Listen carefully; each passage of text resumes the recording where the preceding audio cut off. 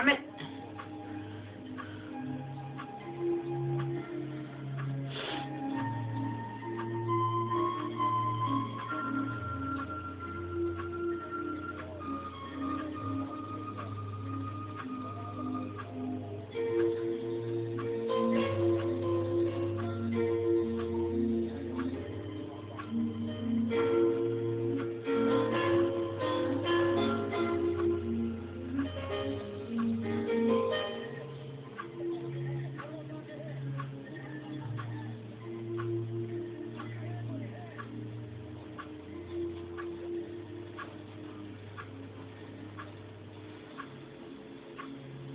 Well, my favourite has always been the Queen Mary, because that was the first big canal ship we worked on.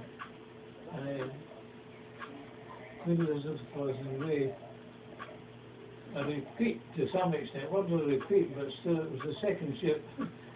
And for my choice, the Queen Mary was always my favourite ship. I still think that the appearance of the Elizabeth improved on that of the Mary. I think in our designing of the Elizabeth, we did streamline the outward appearance quite a bit. But as a ship, I preferred the Queen Mary. Cunard ran out of money, and they stopped building. Now, I was in the Surrey States, and when the Queen Mary stopped, you would really have thought we'd been defeated in a war. I mean, the prices collapsed. It was, you know, the whole of the country felt it. When they started building 534 again, recovery had come, and the stock market did that. Up it went. Now, all this has been forgotten, but she really was the flagship of Britain, and the idea of what wasn't enough money to build her, you know, was an absolute disgrace. Because it all came up. My father wanted to go out to America to visit his parents and his brother and sisters who emigrated in 1913, and he booked on the maiden voyage of the Queen Mary, and he took me with him. I got hold of my little friend Joey first. I said, Joe, come have a coffee. So we went into a long room, known as the long room in Throgmorton Street, where we sat down, and I said, Joe, would you like to come to America? He said, yes. Where? I said, well, see what we can do. We got talking, and then Joe said, the Queen Mary's sailing in about a month's time. Let's see if we can get on her. Went to the telephone, got on, and they just laughed at us. They said, my God, she's been booked up for years with help. So we said, oh, well, thank you very much indeed.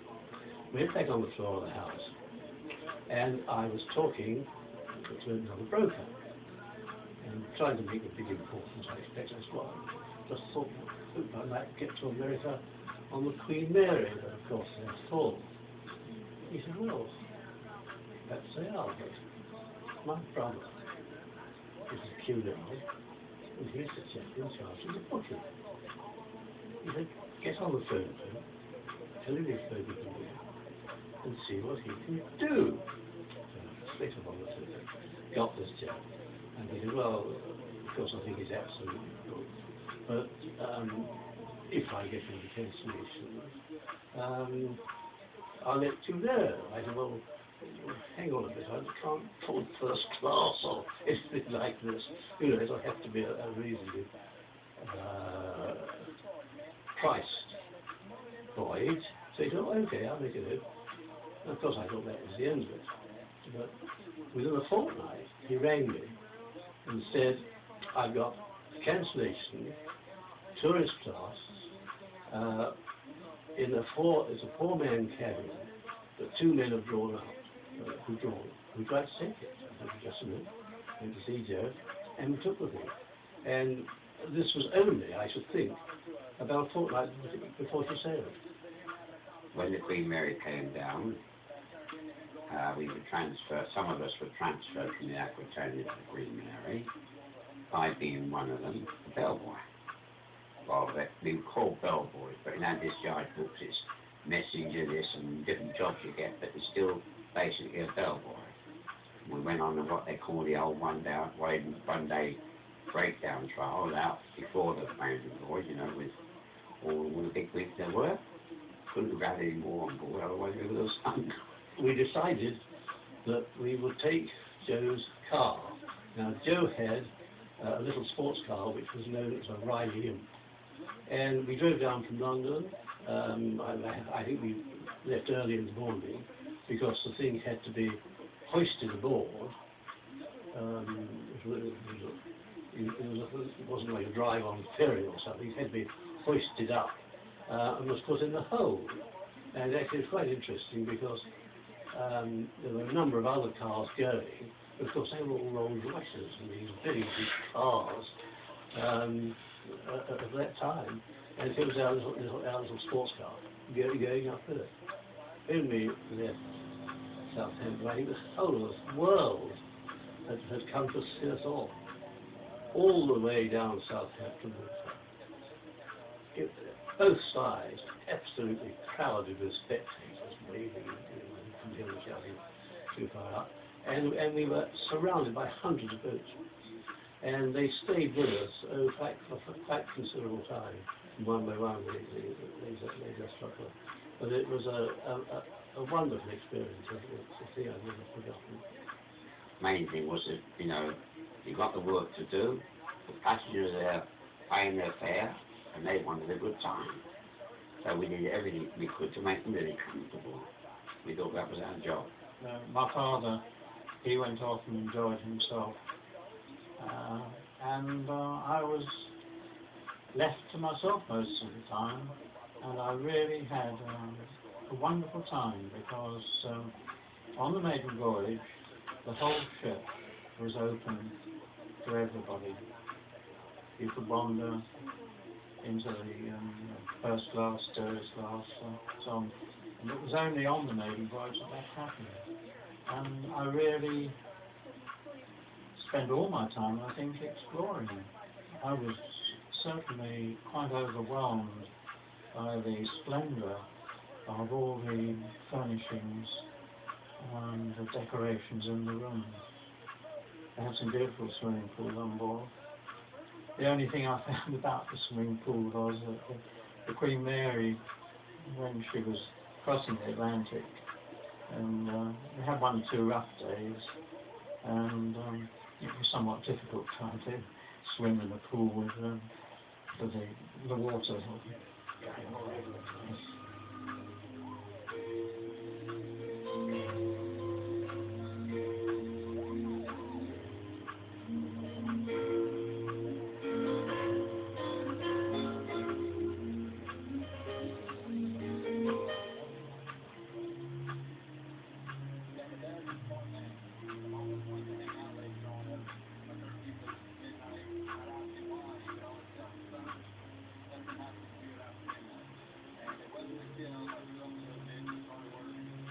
This trip on the Queen Mary must have made a terrific impact on him, because he, not only the film that he showed extensively, but he's collected so many things.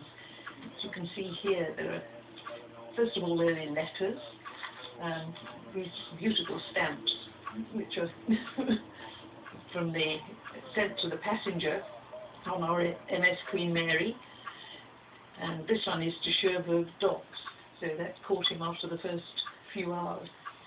I'm very proud of this actually, because 3 kisses actually sent to my father by me. I wasn't very big at the time, I had some help.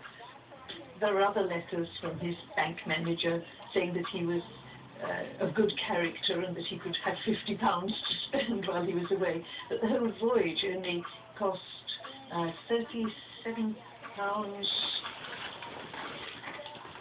and 5 shillings. And for that, you had all your food, you had a tour of New York, comprehensive sightseeing tour of the city, and a visit to the observation tower of the Empire State Building, a well-known cabaret, and a ticket for Radio City Music Hall Cinema, the world's largest entertainment centre. And he obviously made use of all these things because we had the catalogues and the brochures. And all the papers pertaining to New York, and of course for the journey. The quality of the food, if it's as good as it sounds, must have been absolutely mouth-wateringly good, and they catered for all fads and fancies and dietary needs, so if you're diabetic or vegetarian, there's certainly no problems, there's plenty of choice. The film was so expensive in those days, and with the handheld cameras, it only lasted a few minutes for each reel. So to take any long shots, you had to make sure that it was near the beginning of the film, otherwise you got a break after about 2 minutes. These mementos will always be a reminder of endeavour and achievement and excellence. Of course, a lot of it back to me, my following enthusiasm. It's all fresh again. Must have been wonderful. It was a very fine morning, and there was a very slight mist on the sea ahead of it, and so that you couldn't see the actual sea. But what you could see as you came up the Hudson were the skyscrapers of New York above the mist. They looked just like castles in the sky. When we arrived off New York, the first thing that happened were 1 or 2 aeroplanes coming out to buzz us, and it wasn't long before there was literally an armada of ships coming out. New York went absolutely mad. I've never heard such noise in all my life. 50 or more aeroplanes all buzzing around, small ships, Hudson River ferry boats, fire floats with their hoses going. It really is something. I think anybody who's been on one of those big liners that used to cross Atlantic will remember the New York cruising. There was a tremendous crowd waiting on the quay. There was a Cecil Cunard quay, which I think had been built from there. And the tugs came alongside it quietly enough to him. And we went ashore. We were presented with this plaque. I really treasure that. All the crew from that ship came from the older ships, which the old Aquitania, the Berengaria. So that's how the crews were made up of the ship. They couldn't take all the crew from one ship because the other ships were still going. So they took them from all around, all the experts and all the best, what they, I presume, what they thought were ideal. And I think us bellboys were only selected because of our size. We were all short, most of them short. And mind you, I lost a bit of height, so all the running I used to do running around on the ship, wore myself out. I joined the Queen Mary for the first time in 1938, so that I was on her when she made her record crossing, and I was still serving on board the Queen Mary when war broke out in 1939. And the war was declared on the 11th of November, Sunday, and we pulled into New York Harbor on the early morning of Monday the 12th of September. So it was not, and nobody could decide at that time what to do with the Queen Mary, because she was too large and too valuable to return to England, where she would have become a target for German bombers. So, and it wasn't, it was intended to use her as a troop ship. No definite job for her had yet been found. So I spent the first 6 months of the war living in the equivalent of a luxury hotel, 10 minutes walk from Radio City, and being very well entertained by my American friends, while my poor wife at home was suffering from blackouts, evacuees, air raids, and that sort of food rationing, all that sort of thing. I've never actually sailed on the Queen Mary since. I have only visited her on the 50th anniversary. But there was one incident. In 1942, I was in the army then, and I was on a troop convoy. I was on the liner Windsor Castle. I think it was about the 3rd of June, and there was great excitement. There was a large ship steaming towards us and going at great speed. And as it came closer to us, and I suppose it probably passed us about 50 miles away. It was Queen Mary. I think she was called the Grey Ghost in Spain. She painted all grey. And it was really a beautiful sight to see her steaming at about 30 knots, completely unescorted. And trying to make the certain fittings on there. And also door furniture, and various other bits and pieces, mainly on the electric side. I came in contact with Queen Mary because after the war there was so much refitted the ships and things like that that they decided they wanted somebody to help the installer of clocks where I worked as nurses and Snowden to have help because they had 2 teams out. And therefore I got press gang into doing that. I was transferred from that department there for a few months. I think it was the restaurant on Sea Deck where they had a model map of the Atlantic Ocean with the United States and England at either side. And it had a crystal model of the Queen Mary that actually moved across, and one could tell where we were and how many miles we'd done each day. The jumper movement worked fully, which pulled the cord across and the ship was in a slot. And every minute, I think it was, jump, and actually the ship moved over just that fraction more. There was an adjustment panel fitted on the side, and back side of it, where they could put it back forward according to how they were at midnight. And the main parlour, as they were called, that was in the main dining room. It was sitting more or less central of the store.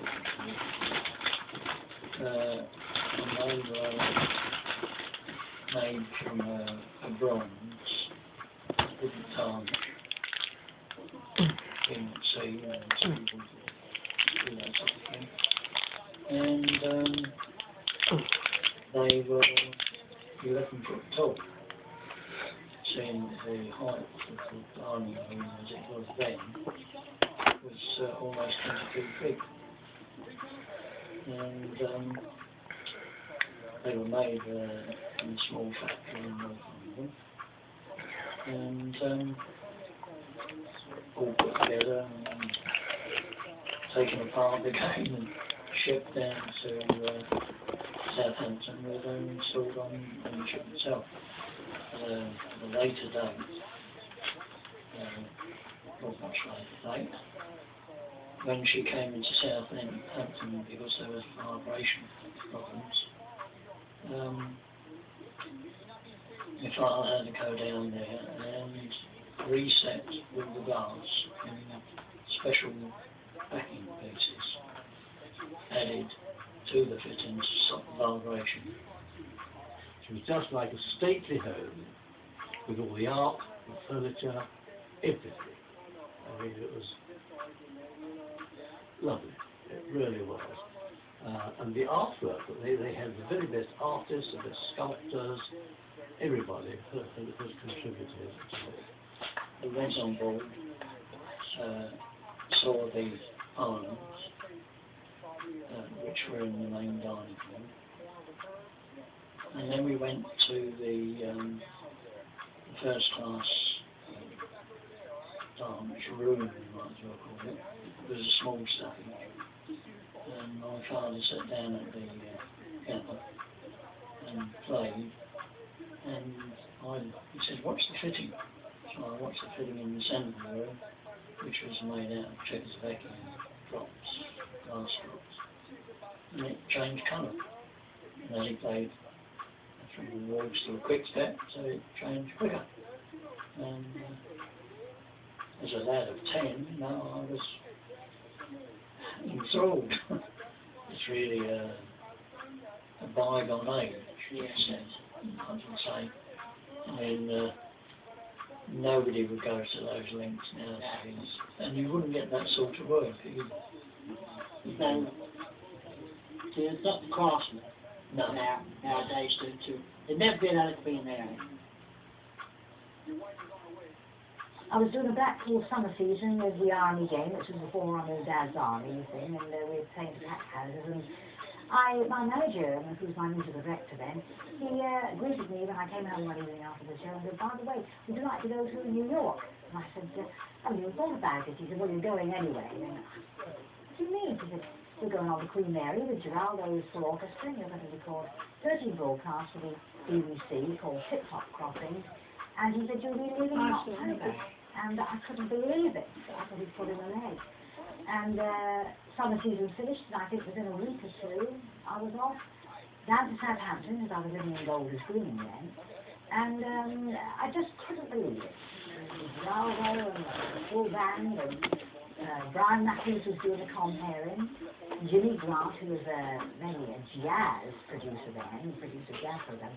He was then into music with big bands and everything. He produced the show, and he was on board with the 2 engineers. And they brought their wives as well. It was a lovely one. We had the first class, so you had a gorgeous dining room, you know, and really, it was really wonderful. What an experience. We had this enormous shopping mall, you know, which was a very hastily done one, and it was nothing. And you go down to cabin class, you see, in the next one. And it was just a vast facility. And that dining room was highly fitting. Well, it was like a cathedral. They haven't called it like a church, haven't they? And it was great, beautiful mural at one end. Everything was top class. Everything was top class.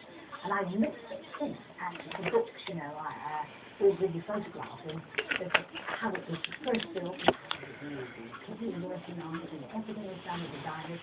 And you can see that the quality of that ship was end to end, end to stern, was just unbelievable. I don't think you get that kind of quality these days. I remember being very sick the first morning. I went fast asleep and got up in the evening ready for dinner. I didn't want it, but the restaurant manager had suggested that I had trifle onions. And I thought I couldn't think of anything more horrible. He said, "No, this is a wonderful, this is a regular thing for seasickness. We advise all passengers who suffer from seasickness to have this for their first meal." He said, and he thought, line is on it, it's 12, it's all within, you see. And it did. I went out of the engine room, and of course went down to the old famous fiddle with me. You know, that was quite an experience.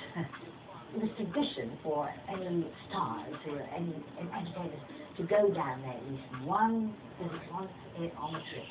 If you didn't do a bit of a bad egg, it was wonderful. But actually, we're sitting on the rafters, you know, when they say swingers of the rafters, they were all crowded in there. They were appreciative. And we gave them the full works, you know, the microphone and I sang a couple of songs, and yes, it was wonderful.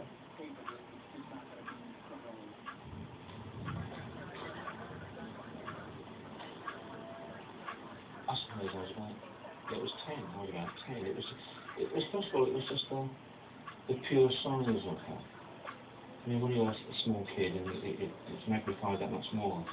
And it was, I used to go down because my family had a business in the docks, and I used to go down. I was about 10 or 12, and wander down to the side of the quay when she was alongside, and really stand and chat to the guys who used to loading all the food on board. I remember the thing that always used to fascinate me were these big boxes of live lobsters, And it was a great fun down there, because when I was a kid, they come and sort of wave these lobsters at you, and take the elastic bands off the pieces. And they had these, the conveyor belt, similar to what they have today. But it seemed to me there was this amazing amount of food, this never-ending sort of conveyor belt, food going on, all different sorts of. And as a kid, it was just a wonderful place to sort of stand around and be part of it. And it was the Saturday thing to do, you know, when you were a kid. And then I started Saturday work for my father, who was connected with the old Unistyle Laundry in Southampton.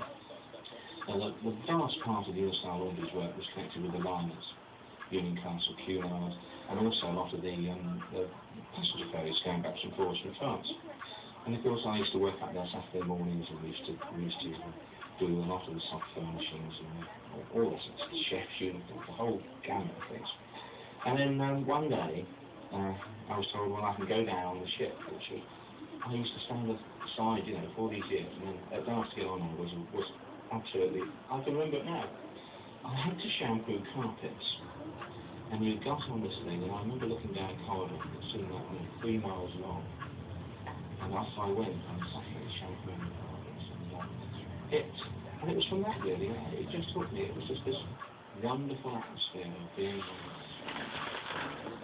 this floating hotel, this grandeur and size, and it sustained me. Then when I left school and started college, I joined W.H. Smith's in the docks, who had at that time had a shop in, because in those days, that would be the sort of early 60s, the docks were, you know, zinging along quite well. There were all these guys down there, and there was Morris, there were Bankers and Banks. It was a great atmosphere. And of course, you could always go down there and spot the stars of the Norwood Houston, something exquisite. I remember seeing Charlton Heston, people, all these great stars would go through. And then we also used to go on board the ship, because Smiths had a shop on board, and we also had the role of providing magazines, books for the library. So again, it was a chance to go back on board. I think the Queen Mary is something very special for people, Southampton. It still is. I mean, maybe, I suppose now nearly 30 years since she left. So we know the internet. We've only got to carry a story about the ship, about the day she was operating in and out of port. And the response from our readers is really phenomenal. I mean, we get dozens and dozens of letters, whether it's from ex-crew people, whether it's people who travel on, had relatives serving on, or perhaps just stood on and saw her go that day back in 1967. I really think that she is unique to the people of Southampton. Sadly, when the Ocean Terminal went, of course, all this went with it, and a great shame, a great shame. A long time ago, when I was about 6 or something, went to a friend's house on Western Shore, and we saw, I said I wanted to go down Western Shore, and I was only a little, anyway, till we came out of our friend's house, it was raining, and I appealed to my mum, and I went down, and we couldn't work out why there was all this traffic around here. Then the QT came out with a all alive, and sailed past really majestically, researching these Queen Mary, and it's just went from there. It's just amazing to see how big they were, the size, the interior, it's pretty amazing. In fact, maybe the china is what I like, that was actually used on board the ship, so people can relate to that in a way. I can, you know, who drank from that cup, you know, from some church or whatever. The glasses, the tables, fittings. I have quite a few fittings from the actual ship herself. So I researched and I found out that they did a whole piece set, and just the style was so deco. I love the style, 30s, got on with whatever else. Just been trying to get piece by piece, and starting to build up. If you compare it to modern ships like the Oriana, modern ships, it's just got something completely different. It's had character, and I think that's something nothing produced over the last 20 years has had. And it's just related to so many people in Southampton. There was just such an emotion that came in. It was that sort of, I was born in the city, so I was sort of sharing that emotion, even though I never saw her in the glass. It's basically affected my whole life. every weekend I do antique fairs to raise money for my collection, and I'd like to have the biggest collection of Queen Mary items in the whole world one day. But at the moment I'm quite contented with what I have got, and pieces have been bought to me, which is really nice. In May this year, I had the chance to actually go on the ship. First time I've ever seen it, so it's my lifelong ambition. I've got lots of photos of the ship. Just be interesting to compare them then and now. I've got original deck plans, and it'd be interesting to see what has actually been done to certain areas, like the second class swimming pool, for instance, just to see what is left, and hopefully see what original furniture's left. There's a lot of it was sold off, but there are still bits here and there that are original. And the joy of that will be trying to find what's where and where it should go. It all started back in 1919 when Frederick Belmont opened his first Betty's in Harrogate in North Yorkshire, and it opened to instant and international acclaim. We had crown princes and princesses coming from all over Europe to Harrogate to take to Betty's, and Frederick decided that he was going to have to open up more Betty's. So for the first 15 years, he built his empire of tea rooms. And then I think his wife said, enough's enough, we need a holiday. And Frederick Belmont never did anything by half, whether it was having nice silver teapots for his tea rooms or the best musicians to entertain customers. He decided for his first holiday he was going to book first-class tickets on the maiden voyage of the Queen Mary. That was his dream. Once he boarded the Queen Mary, I don't think it was a holiday at all. He spent most of the voyage making copious notes. He just loved the Queen Mary. He was trying to buy its lavish interior, its majesty. And I think he had a real eye for detail. That was one of the reasons his own business had been so successful. And right from the start, he decided that his new tea room in York was going to look like the Queen Mary. So he spent most of the voyage going around with a notepad, making notes on how the panels looked, how the stained glass was. And when he got home, he decided he was going to recreate the Queen Mary in his new tea room. When Frederick Belmont returned to dry land, he immediately phoned the interior designers that had fitted out the staterooms on the Queen Mary and asked them if they would come up to Yorkshire and fit out his new restaurant. He wanted to recreate that luxury on board the liner, and as a centrepiece, he wanted a marquetry picture. One of the things that had caught his eye on board were the wonderful wooden marquetry pictures that you can see, and he wanted those as a centrepiece to his new restaurant. Indeed, he was so excited by the prospect, he tracked down the artist, Charles Spindler, and his son Paul in France, and asked them to come over. And he ended up with not one, but 6 Spindler marquetry pictures for his new restaurant.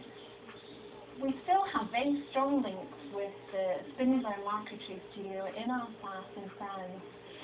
It's third generation now, but over the years, since Betty's New York opened in 1937, we've built up the collection of marquetry pictures, and we have what we think is the world's largest private collection here in Harrogate, and it's all thanks to the Queen Mary. Well, my father, who was working for Betty, who's first-class building officer, was given the job by to the whole thing of this particular thing, Charter Island in the world. And of course, it was a huge competition. They don't and I think he did a good job. And at the end of the day, said, would you like to take you and your family?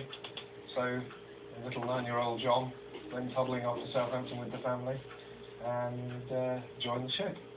It was about 2 or 3 days into the voyage, just crossing the Bay of Biscay with his Force 8.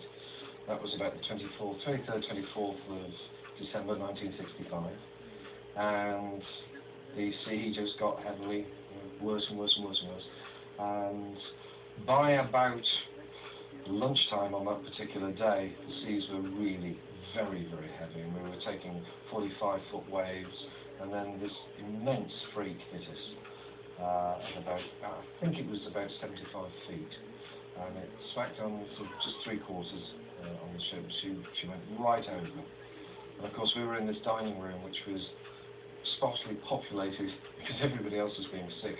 I wasn't, my father wasn't. Everybody went, I think. There was things flying everywhere. There was waiters, food, including me. Father picked me up because I was only a young lad, and he picked me up and put me back. And the ship sort of stayed at the side for quite a while, or it fell quite a while. There was a few sort of groans, shouts and things. And then the whole vessel started to vibrate. And Father looked at me and he said, "Oh, she's fine now, she's vibrating." And she was juddered and she came straight back up and of course took a lift over the other side. And once again she was absolutely perfect again. The damage that was done was one of the ventilator shafts was ripped off. And one of this very heavy sea had hit the forward observation deck. And that splintered glass, and we had a couple of passengers who weren't supposed to be there, but people always go, don't they? And they were actually injured with flying glass. Gradually towards the end, in the last 2 to 3 years of the voyage, the passenger numbers have definitely declined, but we still probably hadn't seen that the vessel would finish. The Queen Mary was, in a way, like the inevitable ship which we tended to think would go on forever.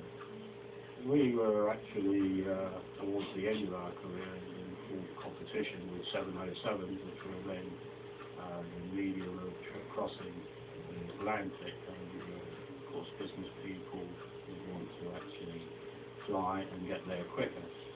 Towards the end, we actually adopted a cruising mode, of which we cruised to Las Palmas, 6-day Christmas cruises, come to mind, and even a few other short duration cruises. But of course, because of the draft of the Queen Mary, one would be anchored some distance offshore, and then it was a question of ferrying backwards and forwards in the boats to get everyone ashore that needed or wanted to go.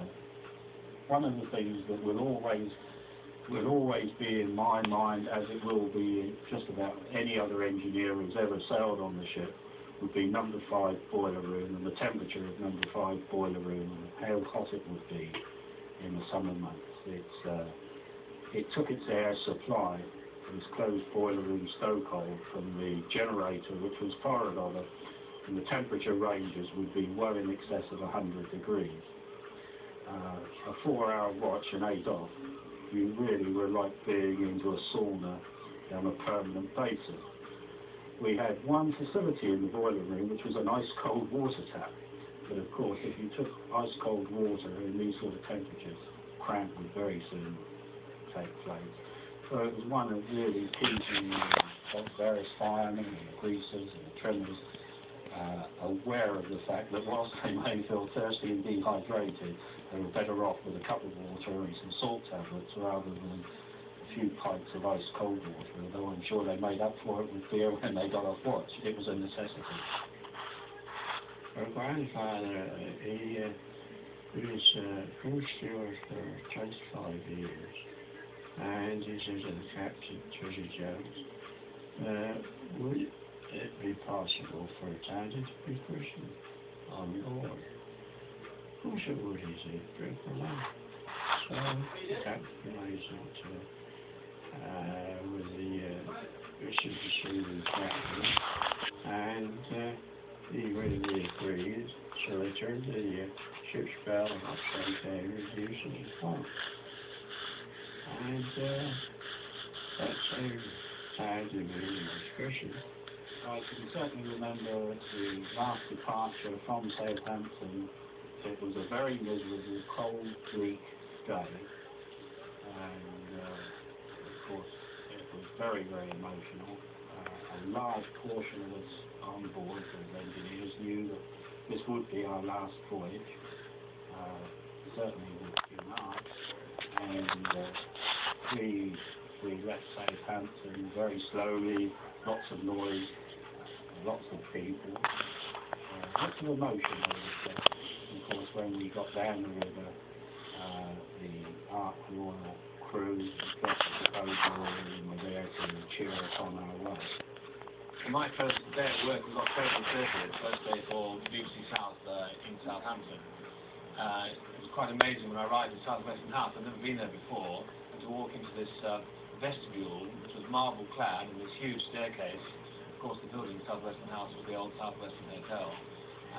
That was amazing enough in my mind. And then everybody was there was an air of excitement about the whole place because of this big story of Queen Mary about to leave on the following day for the final time.